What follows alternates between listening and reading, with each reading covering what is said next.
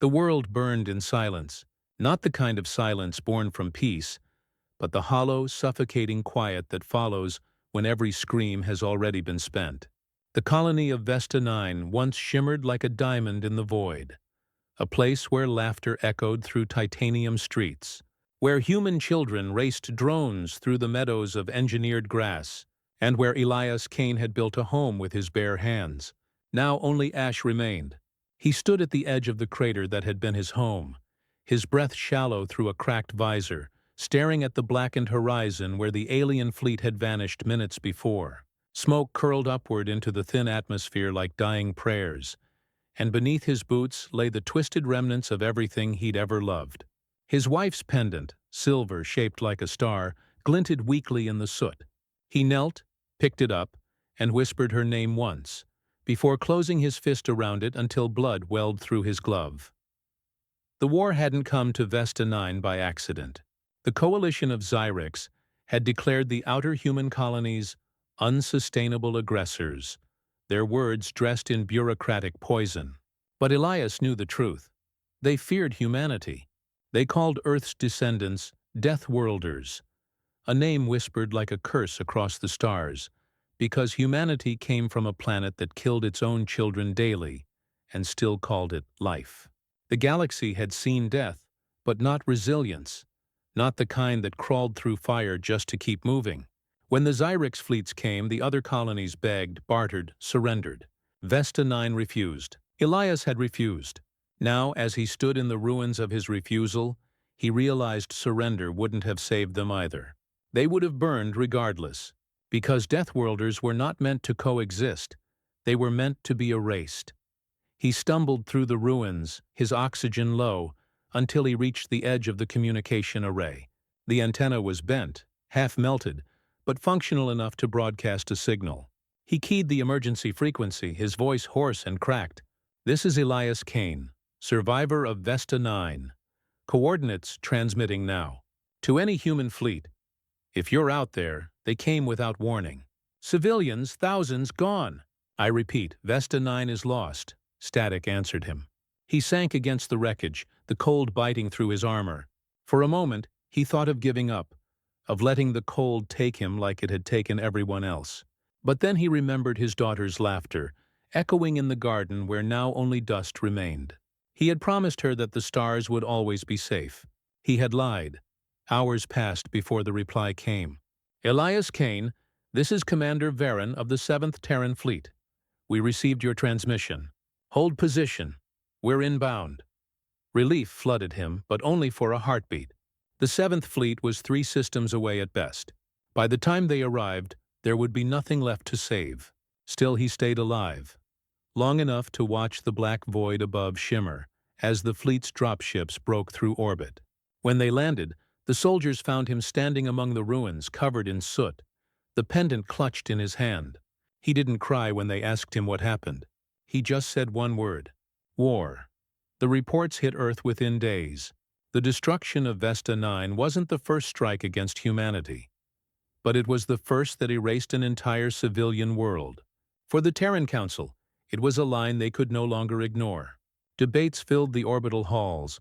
Politicians argued for restraint, for negotiation, for maintaining the illusion that humanity was still the lesser species in the galactic stage. But in the underbelly of those same chambers, soldiers and scientists began whispering a different response, one that fit the nature of their origin. Elias was taken to the lunar citadel for debriefing, where generals dissected every moment of the attack. When they finished, they asked what he wanted. "Justice?" one of them said carefully.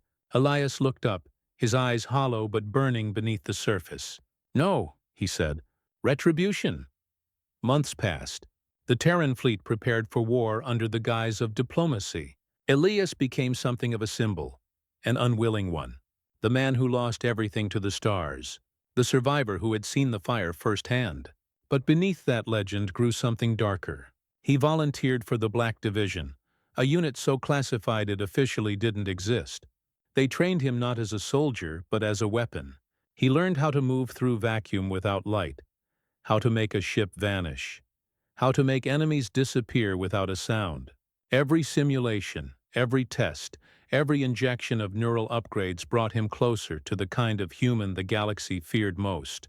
A Deathworlder reborn, not by nature, but by purpose.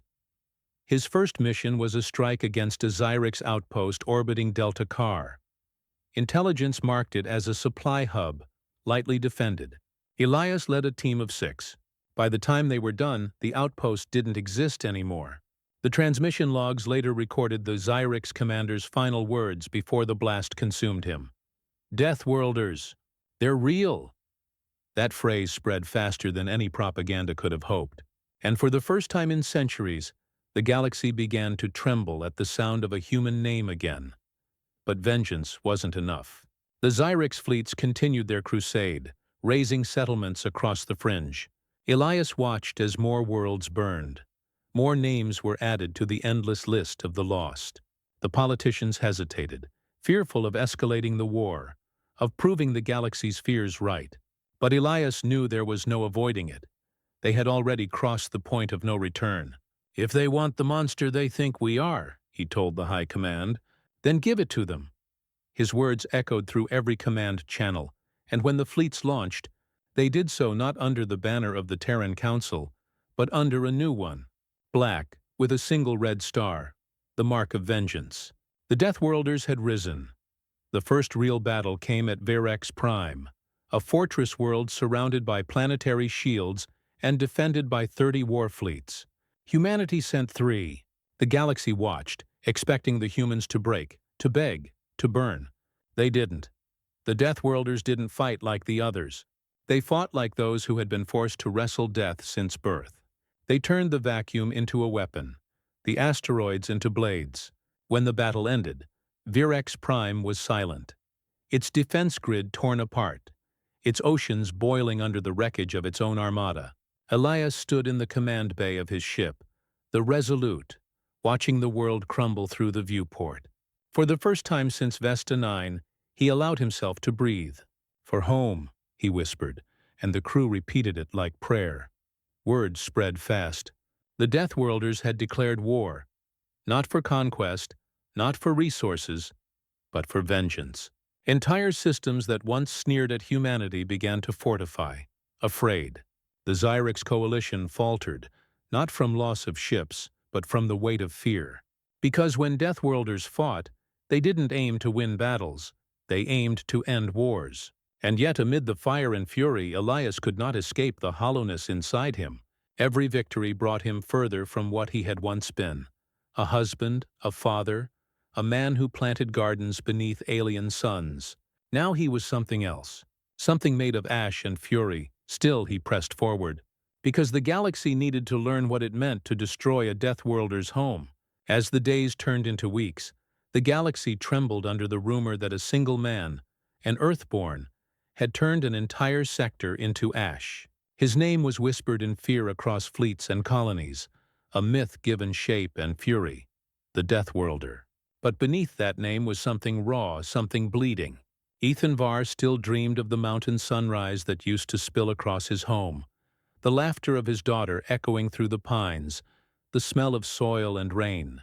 Now all of that was smoke and bone, erased by the Zenethi Empire, and Ethan had sworn an oath beneath that blackened sky, to make the stars remember Earth. The second strike came swift. Ethan had spent nights alone on his ship, the Revenant, sifting through intercepted transmissions, mapping Zenethi supply lines, listening to their propaganda about pacifying primitive worlds. His hands had trembled as he traced one name across the holographic display. Admiral Kareth, the Butcher of Sol, the man who had ordered Earth's cleansing. His fleet was stationed at a refueling hub orbiting the gas giant Numa. Hundreds of ships guarded by a planetary defense grid. For any sane commander, it would have been suicide. But Ethan wasn't sane anymore. He was something else. "Prepare the swarm," he said, his voice calm, almost quiet. A chorus of mechanical clicks answered him. Hundreds of drone ships, sleek, insectoid, born from scavenged tech, came alive around the Revenant, forming a dark cloud in space. They were controlled through his neural link, extensions of his fury, each one carrying a payload of stolen antimatter. When he launched them, the void lit up like a storm. Defense cannons flared, interceptors screamed through the dark, but the swarm danced between them like shadows. Then came the chain reaction. One antimatter drone breached the refueling core. The explosion didn't just destroy the base, it erased it. Entire capital ships were swallowed by the firestorm. Ethan watched from the bridge as the light consumed everything. He didn't smile. He just whispered, "That's one." The galaxy called it the Numa Cataclysm. The Zenethi Senate called for his execution. Entire fleets were mobilized to hunt him, and yet every time they came close, they died. He moved like a ghost, striking at shipyards, raiding convoys, liberating slaves from Zenethi mining colonies. The oppressed began to chant his name, not in fear, but in hope. The Deathworlder had become a legend. But legends burn bright, and they burn fast. One night, while scavenging a derelict frigate, Ethan intercepted a signal, an encrypted distress call from a colony on Vega 9. When he decrypted it, he froze. It was a human voice. "This is Captain Ilara Voss of the Free Terran Resistance. If anyone hears this, Earth is not dead. Repeat, Earth is not dead." His breath caught in his throat. For a moment, the fire inside him flickered. Hope, small and trembling, pierced through the rage. He replayed the message again and again, like a prayer. If Earth still lived, if survivors had escaped before the bombardment, then everything changed. He had something to fight for again. But he wasn't the only one listening. The Zenethi intercepted the same signal, and they moved to silence it. Ethan's instincts screamed danger, but he couldn't turn away. He set course for Vega 9. The journey was brutal. Ion storms ripped across his hull, and his navigation systems glitched under interference. But he pushed through. When he arrived, the colony was already under siege. Zenethi walkers scorched the surface, burning through barricades. Civilians fled through the ash, hunted like animals. Ethan's jaw clenched. He took the Revenant into the atmosphere, weapons armed. "Vega Control," he said into comms. "You called for help. Help's here." He dropped like a meteor. The ship tore through the sky, its railguns firing molten slugs that shattered enemy armor. The drones followed, diving into squads of Zenethi troops and detonating. On the ground, soldiers and civilians alike looked up in awe as the Deathworlder walked through the smoke, wrapped in black armor, plasma rifle humming in his hands. He fought like the storms of his homeworld, wild, relentless, unforgiving. When the last walker fell, the survivors gathered around him in silence. One of them, a woman with ash-streaked hair and a resistance patch on her shoulder, stepped forward. "Are you him?" she asked. He didn't answer. She looked into his visor and whispered, "The Deathworlder." Ethan looked past her at the ruins of the colony, the broken flag fluttering in the wind. "Where's Captain Voss?" he asked. "She's alive," the woman said, "but captured. The Zenethi took her north, to their command outpost." Ethan nodded. "Then that's where we're going." They moved under cover of night. The resistance fighters followed him through the craters, silent and tense. He was a symbol more than a man to them, but when they saw him kneel beside a wounded soldier patching her leg, they realized something else. He wasn't just rage. There was grief there and something deeper, something human. At dawn, they reached the outpost. Zenethi forces surrounded it. Drones, turrets, patrols. Ethan studied the layout, his eyes scanning every defense node. "They expect a siege," he murmured. "So we'll give them chaos instead." He raised his hand, and from the dark horizon his drone swarm appeared again, rising like a metallic storm. The Zenethi opened fire, but it was too late. The drones crashed into their lines, detonating in precise waves, tearing open breaches in the perimeter. Ethan and the resistance charged through. The fighting was savage. Plasma fire streaked the sky. Explosions rocked the ground. Ethan's armor cracked. His systems screamed warnings, but he pushed on, carving through soldiers until he reached the command tent. Inside, bound but defiant, was Captain Ilara Voss. She looked up as he entered, and her eyes widened. "You're real," she breathed. He cut her restraints. "You're lucky I am." "No," she said softly, staring at him. "We all are." They escaped into the burning dawn, the colony free again. But the victory came with a message. The Zynethi High Command had declared total war, not just on the Deathworlder, but on every world that harbored him. Ethan knew then that his fight had crossed a threshold. He wasn't just avenging Earth anymore. He was defending its future. And as the stars burned behind him, he made a new vow. "They wanted war," he whispered. "Now they'll get it." Ethan didn't rest after Vega 9. The victory had come at a cost. The Zynethi had unleashed a campaign of terror across the border worlds, torching settlements suspected of aiding the Deathworlder. Entire planets were left smoking, lifeless, orbiting their stars like tombstones. The galaxy was learning what it meant to defy an empire, and Ethan could feel the weight of that knowledge pressing on his chest. Every transmission he intercepted spoke his name in both reverence and fear. He wanted none of it. He only wanted to keep moving because stopping meant remembering, and remembering meant breaking. He drifted with Captain Ilara Voss now, her patched-together crew turning the Revenant into a flagship of a cause that had no home. She was everything he wasn't, measured where he was reckless, hopeful where he was hollow. Her voice filled the silence that had haunted him for years, and sometimes, when she spoke of Earth, he almost believed she'd seen it.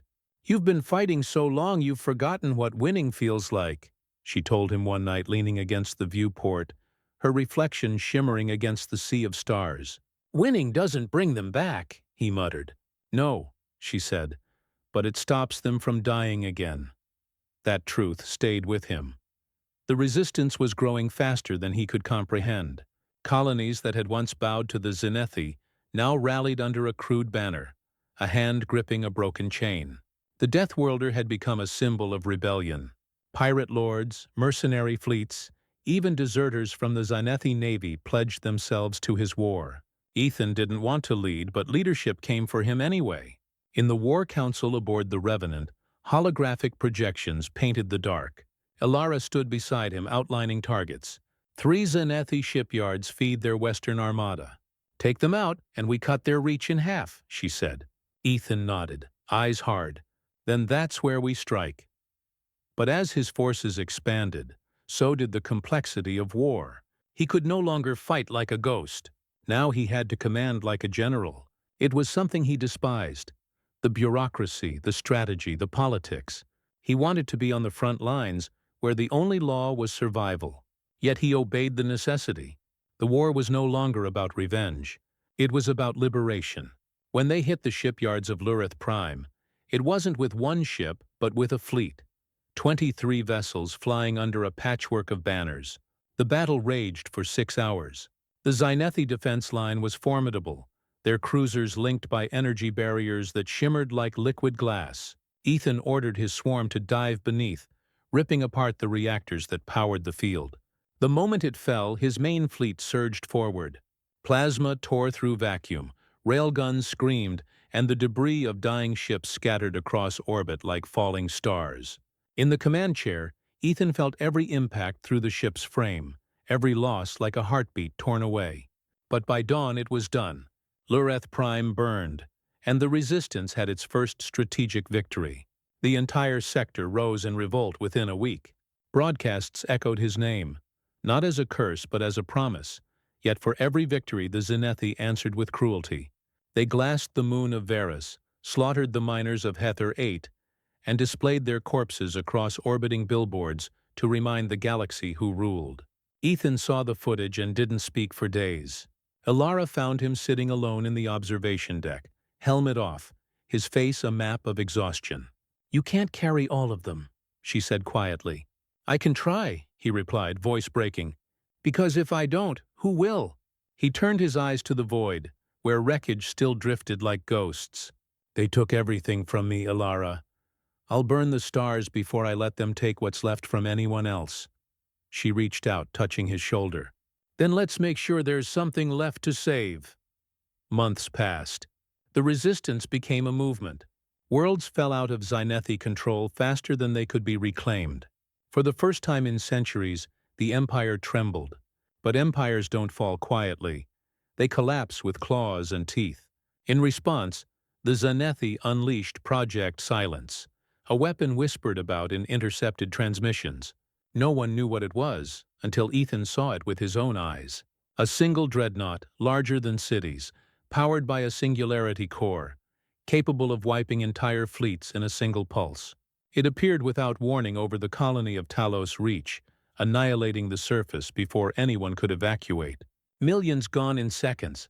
The Resistance barely escaped the system with half their fleet. In the aftermath, silence filled the comms. The hope that had carried them began to fracture. Ethan stood before the survivors, their faces hollowed by grief. "They think this ends us," he said, voice echoing through the hangar. "They're wrong. They've shown us what they fear. They built that monster because they're afraid of what we've become." He looked at each soldier, pilot, and engineer. "We'll take their fear and turn it against them." Ilara stepped forward. "Then we go after the silenced dreadnought," she said. Ethan met her eyes. "Yes. We end this war the way it began, with fire." To reach the dreadnought meant infiltrating the Zenethi core systems, a suicide mission by any measure. But Ethan had already died once, back on Earth. What remained was just the echo of a man driven by promise. Using data stolen from captured officers, Ilara traced the dreadnought's supply route. It docked at the fortress world of Sareth once every lunar cycle. That gave them one window. The plan was audacious. Slip past Zenethi patrols under a false transponder, infiltrate the fortress, plant fusion charges in the Singularity core, and escape before detonation. Simple on paper, impossible in practice, but impossible had never stopped them. They moved under stealth drives, the Revenant gliding through the nebula like a phantom. When Sareth came into view, its surface glowed with the energy of war factories and orbital cannons. The dreadnought hung above it, a leviathan of steel and darkness. Ethan watched it, fists clenched. "That's the heart of their empire," he murmured. "Let's stop it from beating." The infiltration began with forged codes, stolen from a captured Zenethi admiral. For a moment it worked. They slipped into the docking field unnoticed. But fate is never merciful. A patrol frigate detected the human biosigns aboard the Revenant and raised the alarm. Within minutes, the fortress came alive with sirens. Ilara shouted over comms, "We're exposed!" Ethan's response was calm, almost cold. "Then we fight our way through." They breached the dreadnought's hull with a plasma cutter, storming through corridors lined with black metal and pulsing veins of energy. The air reeked of ozone and blood. Every step forward was a war. They reached the core chamber, a vast sphere of light suspended above a pit that seemed bottomless. Ethan stared at it in awe and horror. The singularity pulsed like a living heart, held in place by arcs of gravity beams. Around it floated Zenethi scientists and soldiers, scrambling as alarms blared. "Plant the charges," Ethan ordered. Ilara's team spread out, magnetizing fusion packs along the containment ring. They had minutes, maybe less. Then a voice boomed through the chamber. "Human." It came from everywhere, resonant and cruel. From the upper platform descended Admiral Kareth, encased in golden armor, his crimson eyes burning through the haze. "You've cost me fleets, worlds, and time," Kareth said. "Now you'll die with the rest of your kind." Ethan stepped forward, rifle raised. "You first." The two clashed in a storm of plasma and metal. Kareth was faster, augmented by decades of war, but Ethan fought like a man with nothing left to lose. Every strike was vengeance made flesh. Sparks showered the deck as their blades met, and the chamber shook under the strain of the singularity. Ilara's voice rang out, "Charges set!" Ethan knew what he had to do. "Get everyone out!" he yelled. "That's an order." She hesitated. "Ethan, go!" As she and the others fled, Ethan and Kareth continued their brutal duel. Kareth's armor cracked. Ethan's visor shattered, blood streaking his face. With one final surge, Ethan drove his blade through the Admiral's chest, pinning him against the railing. Kareth's last breath came as a whisper. "You can't stop us." Ethan leaned close. "Watch me." He turned toward the core, armed the detonator, and pressed it. The explosion that followed was beyond sound, beyond sight, a sun born inside steel. The Revenant barely escaped the blast, shielded by debris and Ilara's desperate piloting. The dreadnought vanished in a sphere of white fire, taking Sareth and its Empire heart with it. In the aftermath, transmissions from across the galaxy erupted. The Zynethi fleet was in chaos. Command fractured. The Resistance had done the impossible. But aboard the Revenant, the crew stood in silence. Ethan was gone, lost in the explosion, his signal cut off moments before detonation. Ilara stared at the empty chair on the bridge, her hands trembling. "He did it," she whispered. Outside, the remnants of the dreadnought drifted like burning wings. The Deathworlder had vanished into legend, but somewhere in the dark between stars, a whisper remained. A promise etched in the void. Earth remembers. The war that followed became something the galaxy had never seen before. It wasn't fought on fronts or borders, but in shadows, through whispers, sabotage, and terror. Ethan Var, once a single broken man from a dead world, had built an army from ashes. The Free Terran Resistance had grown from scattered survivors into a force that could challenge the Zynethi Empire. They moved like ghosts across the stars, striking at shipyards, stealing fuel depots, turning the Empire's own weapons against them. But even as the Deathworlder's legend spread, the Empire adapted. They learned his methods, traced his allies, and began to strike back with precision. They didn't just attack military targets. They targeted worlds that had offered him shelter, burning cities and leaving warnings scrawled in plasma fire. This is the cost of defiance. Every loss cut into Ethan's soul. He had wanted vengeance, but what he saw now was horror. Entire families dying in his name, children whispering his legend as bombs fell. He began to question the line between justice and destruction. But every time he hesitated, every time his conscience clawed at him, the image of Earth's burning sky returned. And so he pressed on. Ilara Voss had become his second in command, the only one unafraid to challenge him. "You're becoming what they say you are," she told him one night aboard the Revenant, the stars turning slowly beyond the viewport. He didn't look up from the tactical table. "They call me a monster, because you've made them afraid." She stepped closer, her voice quiet. "But fear doesn't build anything, Ethan. It only burns." He turned, his eyes dark beneath the glow of the consoles. "They destroyed everything. You expect me to forgive that?"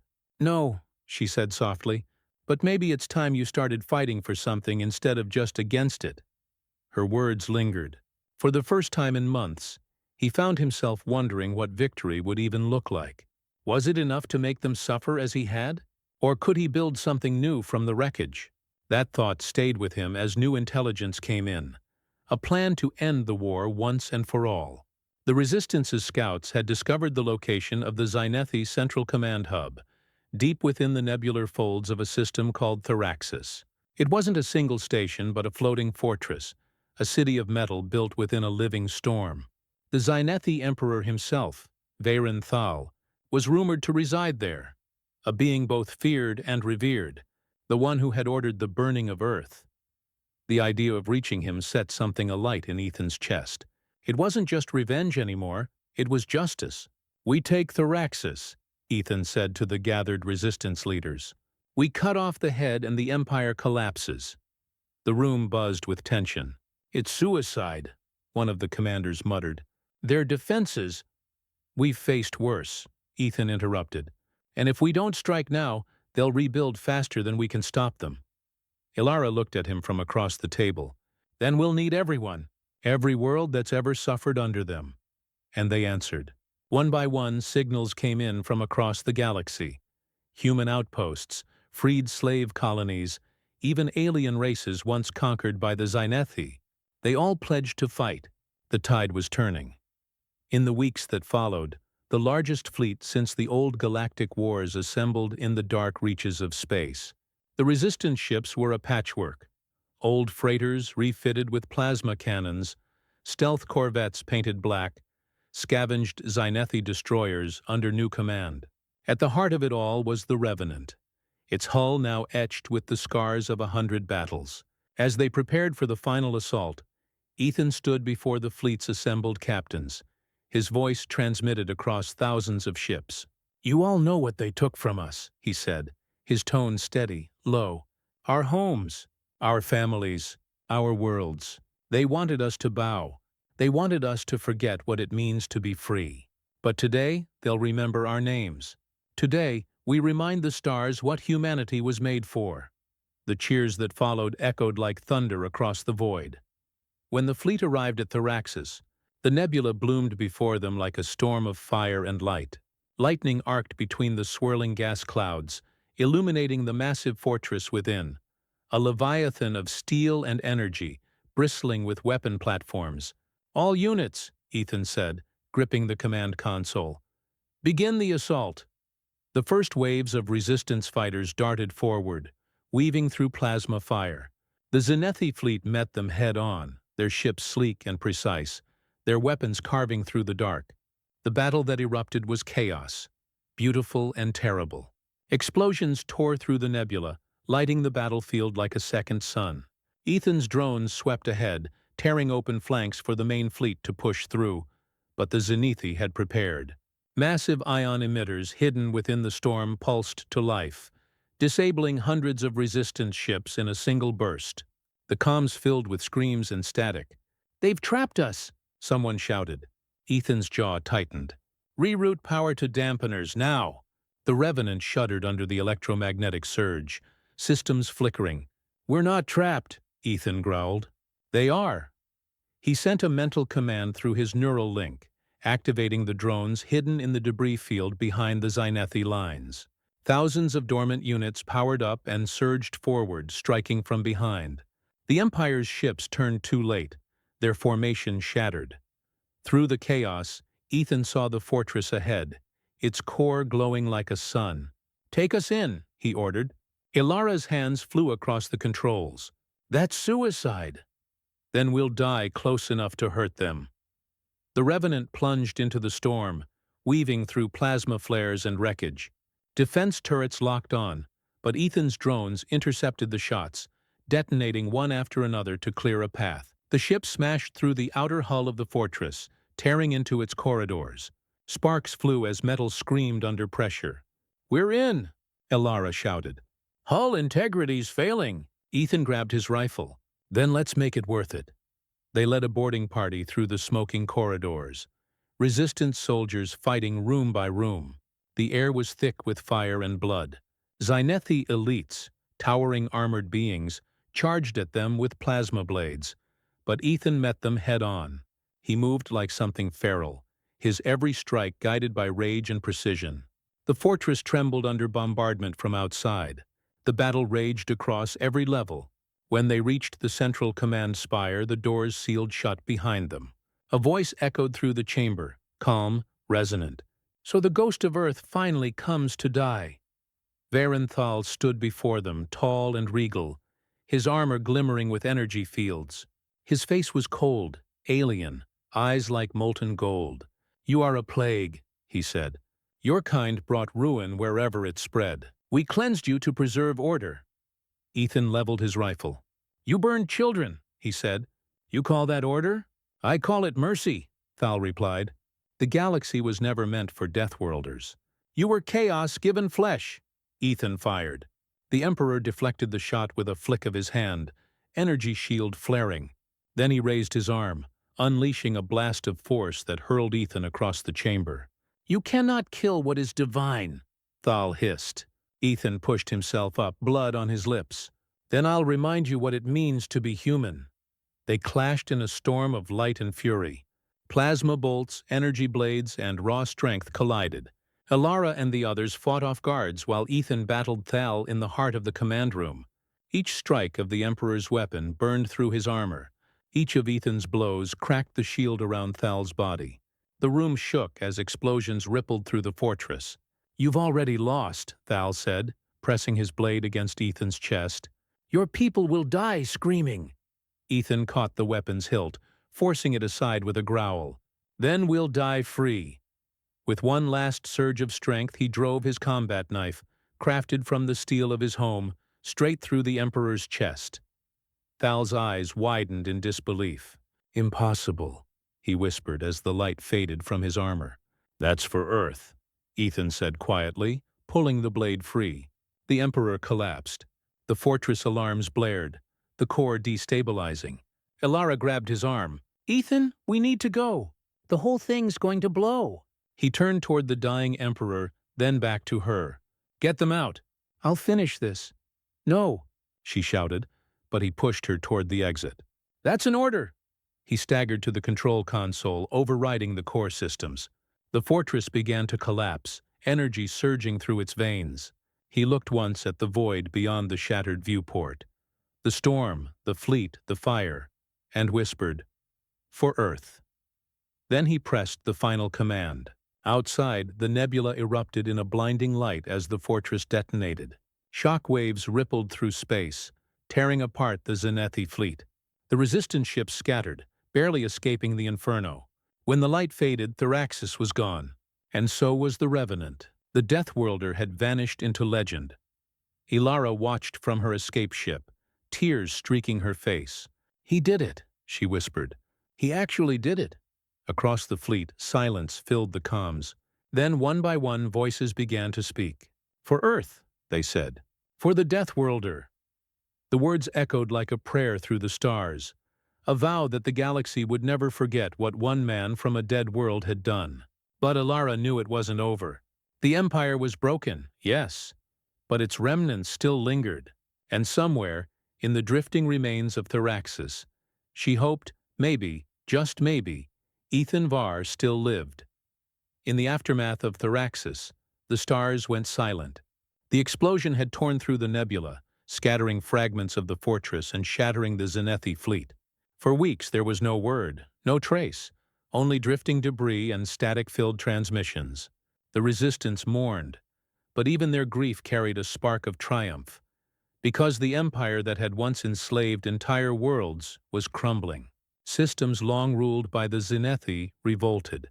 Colonies raised old flags, and freed slaves turned their masters' palaces into sanctuaries. The galaxy whispered the same name in reverence and awe. The Deathworlder. To most, he was a martyr, a savior who gave his life to end an empire. But for Elara Voss, the silence was a wound that would not heal. She refused to believe he was gone.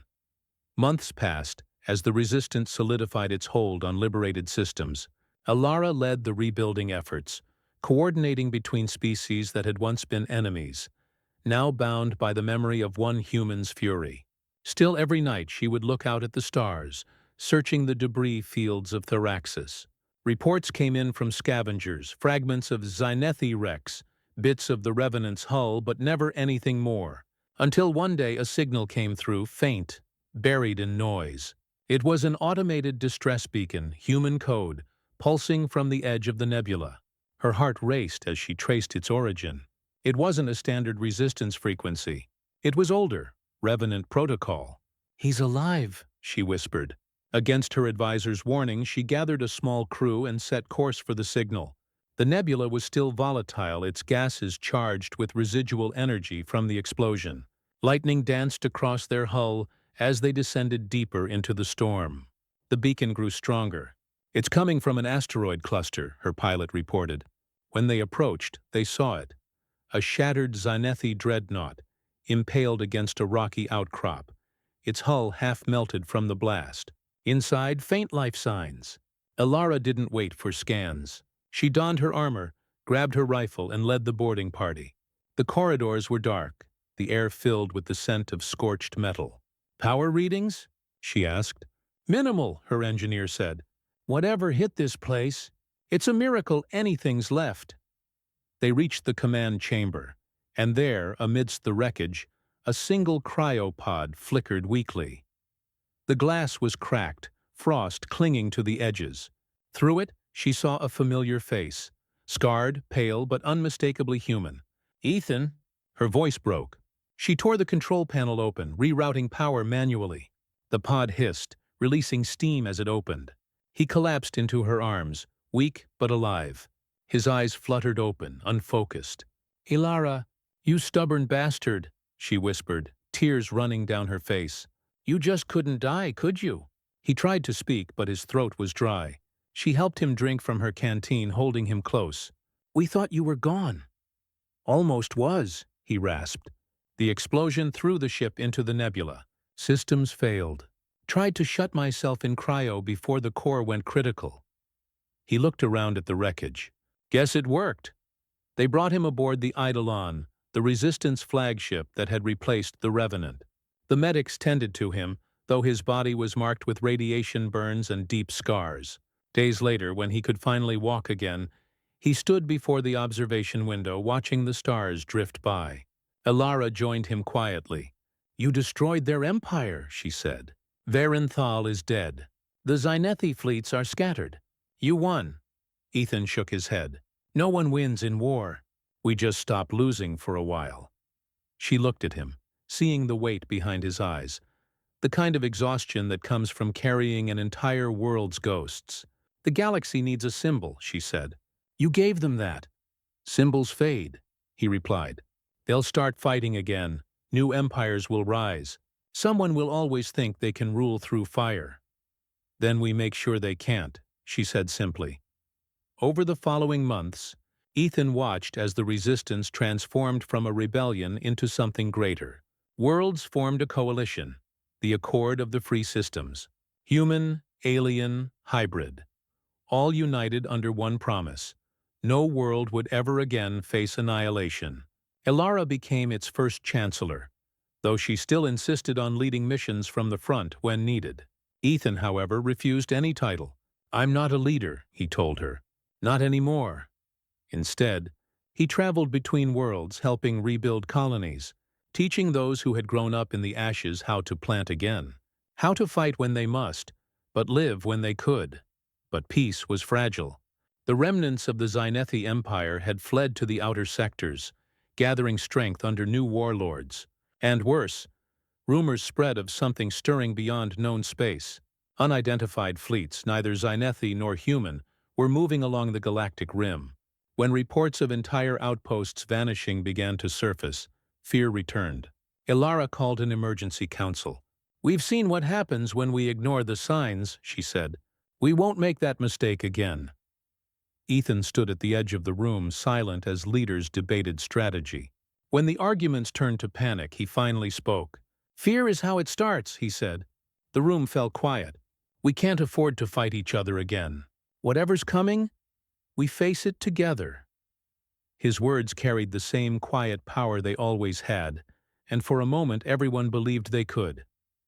That night, Elara found him on the observation deck again. "You should have taken a seat at the council," she said. He gave a faint smile. "You're doing fine without me." "Maybe," she said softly. "But you're still the reason we're here." He turned to her, his expression unreadable.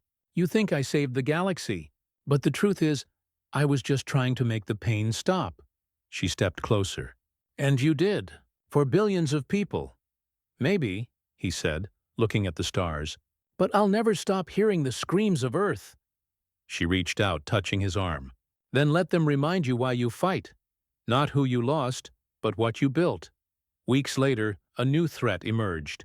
A fleet unlike any the Coalition had seen descended upon a border world. Ships made of black alloy that seemed to absorb light. Weapons that defied known energy readings. The Zynethi remnants vanished before them, consumed without a trace. The Coalition scrambled to respond, but their scans revealed nothing about the invaders' origins. When the first transmission came through, it wasn't in words. It was in symbols, burned into every comm array across hundreds of systems. Ethan studied the message, recognizing something hauntingly familiar in its rhythm. "It's human," he whispered. Elara's eyes widened. "That's impossible." "Not if they came from Earth." The room went still. For the first time in years, Ethan felt a chill that went deeper than fear. If survivors from Earth had escaped, if they had built something in exile, what had they become after decades of silence and loss? The thought clawed at him. "We have to find out," he said. The council hesitated, arguing over risk and defense, but Elara overruled them. "If there's even a chance Earth lives, we go." The expedition fleet launched weeks later. Led by the Eidolon, and for the first time since the war, Ethan stood once more on the bridge of a ship bound for the unknown. As they neared the outer rim, the stars grew thin, the void darker than before. Then, without warning, Their sensors picked up a massive construct ahead, a station larger than any known design, its structure pulsing with energy. Ships moved around it, sleek and sharp, bearing no markings. "They're not attacking," the sensor officer said. "They're scanning us." A moment later, the comms came alive. A voice spoke, calm and human. "This is Admiral Cale Var of the Exodus Fleet. Identify yourselves." Ethan froze. The name hit him like a strike to the chest. "Var," he whispered. "That's my family name." Ilara turned to him, eyes wide. "Ethan?" He activated the comm.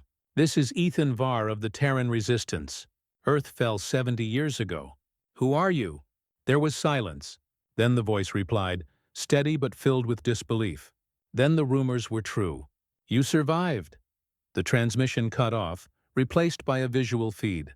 A man appeared on the screen. Tall, armored, his face strikingly similar to Ethan's own. "We are what's left of Earth," the man said. "We were driven into the void when the Zenethi came. We built the Exodus to endure. And now, we've come back." Ethan stared, words caught in his throat. "You're saying humanity survived?" "Not just survived," Cale said. "We evolved, and we've come to reclaim what's ours." In that instant, Ethan understood. The galaxy's next war wasn't between alien empires or broken rebels. It would be between the children of Earth themselves, between those who remembered its fall and those who had never seen its sky. Ilara looked at him, the reflection of stars in her eyes. "What do we do?" He took a long breath, feeling the weight of every choice that had led him here. "We do what we always do," he said quietly. "We fight for the living." Outside, the stars burned cold and endless, and as the fleets of old and new humanity faced one another across the void, the legend of the Deathworlder began again, not as a ghost of vengeance, but as the last guardian of what it truly meant to be human.